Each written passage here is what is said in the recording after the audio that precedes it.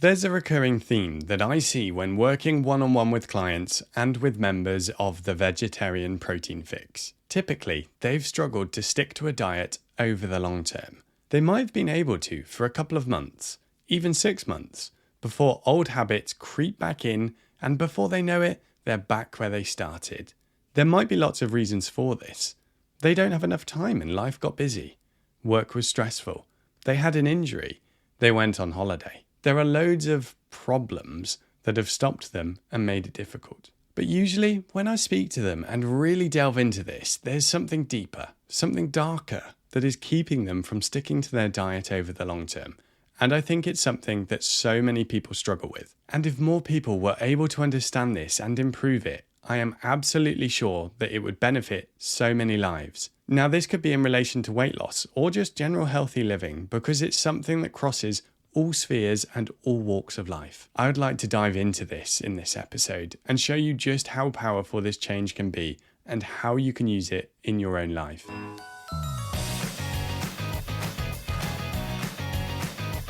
Hey, and welcome to Vegetarian Health and Longevity, a podcast by Hurry the Food Up, where I cover topics that help vegetarians live longer in better health. I'm your host, James LeBague, and I work as a registered sport and exercise nutritionist and advanced clinical practitioner in family medicine. It's my pleasure to interview expert guests, share my own experiences from working with patients and clients, and demystify some of the nutrition fluff that's out there to give you practical, take-home information that you can use to live a healthier life. Throughout my time working clinically in family medicine and as a nutritionist within sport, I've come across so many different attitudes to food and dieting. Some people are so carefree around food and have no emotional attachment to it, going as far as to forget to eat and not eating enough unless they have a specific plan to follow. Others love food and enjoy all different aspects of it and don't have any concerns around weight or managing their diet. Others love food but hate their diet. They often feel ashamed, guilty, and they aren't where they want to be in terms of their weight or how they look. Suffice to say that there are so many different perceptions of food, and it's such a complicated matter. But apart from a small group of people, everyone has an area that they could benefit from working on. You see, there's something which many people don't actually think about when it comes to food. People often focus on the nutritional value of food, and I'm guilty for it too.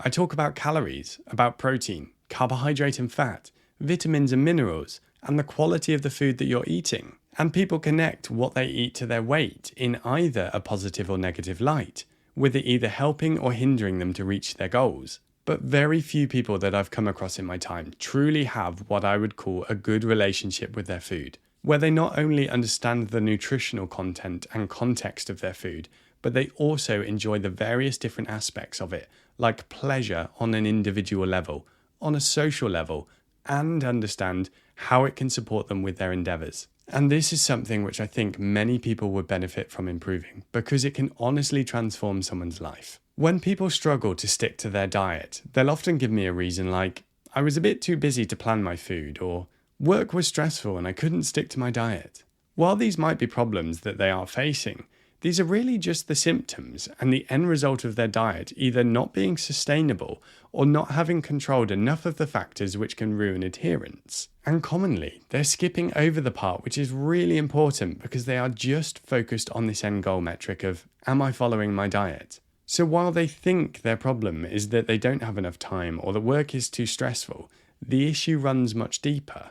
What often happens is that these people get into a negative cycle. They end up eating food that they don't really want to. Sweets, treats, highly processed ready meals that are of low nutritional value, and this in turn makes them feel bad. They feel bad about their diet, about themselves, and weight gain is common in this phase. So they get into a vicious circle where things aren't going well, and they end up continuing to eat poorly, which spirals things further. Food is an ever constant that they can't get away from. Then, at some point, they might decide to try again. They summon the willpower to tackle it, to cut out all that bad food that's causing problems. This is a really harmful cycle to be in because you're in a constant negative state towards yourself and, perhaps more importantly, to food. Food is essentially seen as an evil thing that's causing the problem, rather than something which has so much wonderful value, both nutritionally and on an individual level. And this is where many people are focusing on the wrong thing.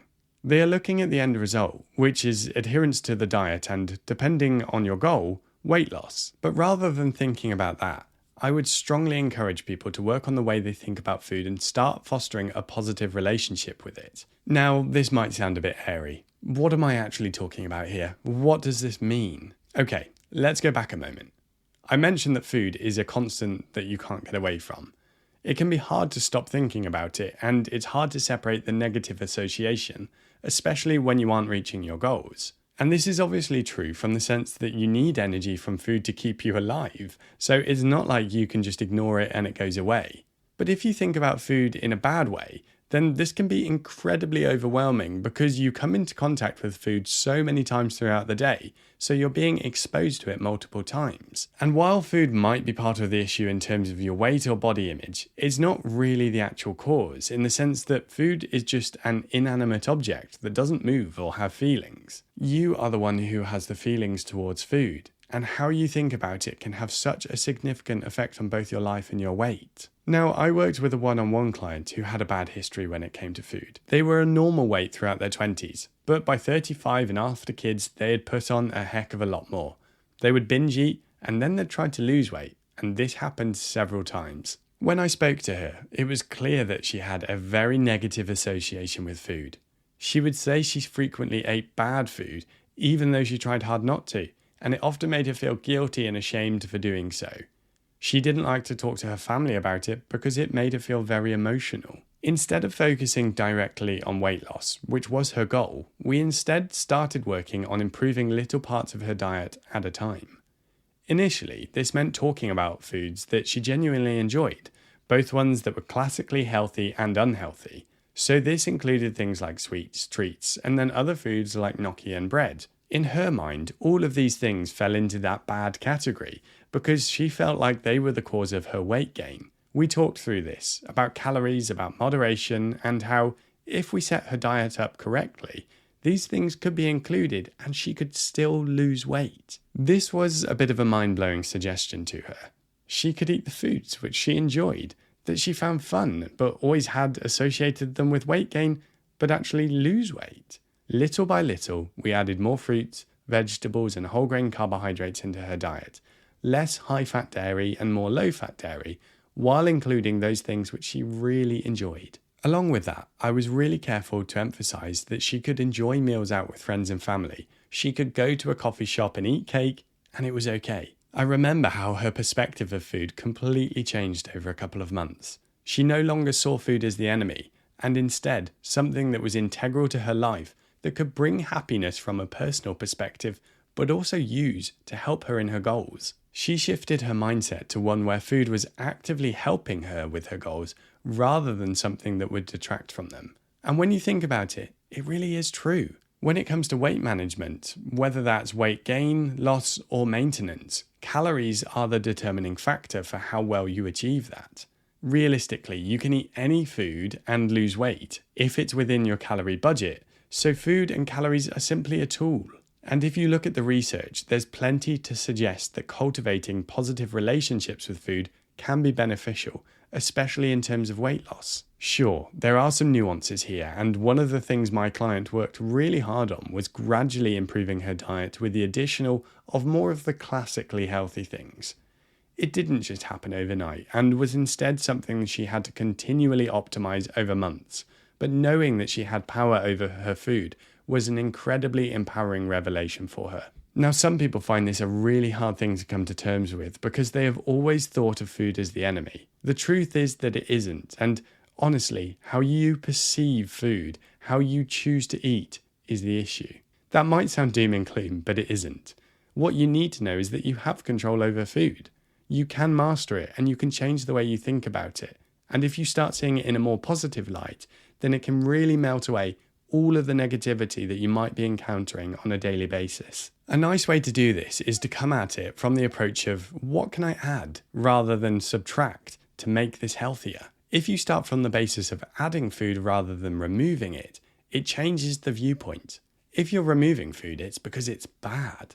But if you're simply adding to it, you're creating something which is healthier and the association is positive. Now, of course, it isn't quite as straightforward as this, and there still has to be a balance. But this is where moderation comes in, especially at the start. And if you're struggling to change habits, I've found it so much more helpful to encourage clients to have those guilty pleasure foods, for lack of a better term, in small amounts, more regularly, than to restrict them, really pine for them, and then binge because they've got to breaking point. And if the rest of the diet is balanced in terms of calories, then you can still achieve your goals. It's just knowing how the guilty pleasure foods fit into your calorie budget for the day. Now, all of this is something I go into more detail in episode 7 of this podcast, called What's the Best Diet for Long-Term Weight Loss? Diet Myths Explained. I debunk some of the common misconceptions around weight loss and diets, and what I go through there will really help you to put things into perspective with today's episode. So I hope you found this episode useful. If you did, then please give the podcast a quick review on whatever platform you're listening on. It helps the podcast to spread to more like-minded people like you, and it will only take a moment. So thanks so much, and we'll speak soon.